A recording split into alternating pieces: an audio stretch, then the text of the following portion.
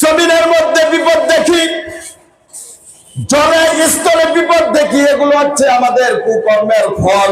বলেন তো কিসের ফল? কুকর্মের ফল। কে বলতেছে? কে বলতেছে?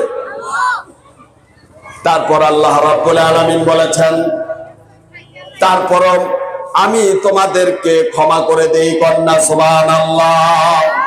যেই পরিমাণে আমরা অপরাধ করি, অন্যায় কাজ করি, তার চেয়েও বেশি আল্লাহ আমাদেরকে ক্ষমা করেন। কন্যা সুবহানাল্লাহ। যদি আল্লাহ পাক ইচ্ছা করত, গুনাহ করে কেউ বেঁচে থাকতে পারতাম না। গুনাহ করে বাঁচার কোনো কারো শক্তি ছিল না। আল্লাহ পাক আমাদের উপরে করুণা করেছে। এখন ভাই,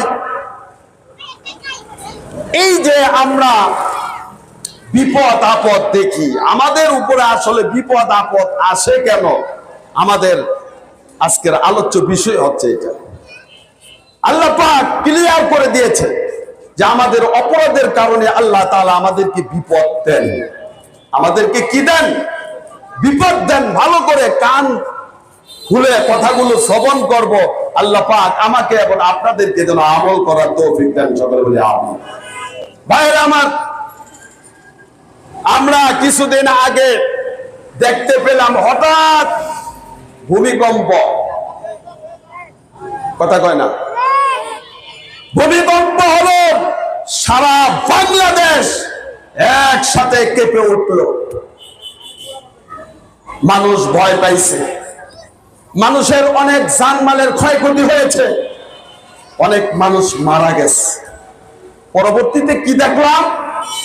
এত বড় একটা ধাক্কা আল্লাহ পাক দিল, কিন্তু আল্লাহর ভয়ে আমাদের হৃদয়টা কাঁপে না। কথা কয়? আল্লাহর ভয়ে আমাদের হৃদয় কি কাঁপছে?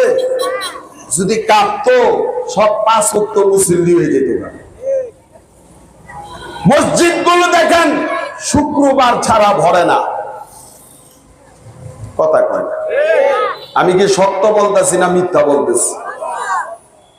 মসজিদ দেখবেন শুক্রবার ছাড়া ভরে না। কিন্তু আমার দেশে আরো আফসোসের বিষয় হচ্ছে, একটা মসজিদে 30-33 জনের একটা কমিটি থাকে, কমিটির মানুষও ঠিক মতন নামাজ পড়ে। আরে মসজিদের যদি কমিটির লোকগুলো যদি 5 ওয়াক্ত নামাজ পড়তো, মসজিদটা ভরা থাকতো কিনা? কথা কয় না? নিজেরা তো নামাজ পড়েই না, দেখবেন উল্টা ইমাম মুয়াজ্জিন ঠিক মতো নামাজ পড়ে।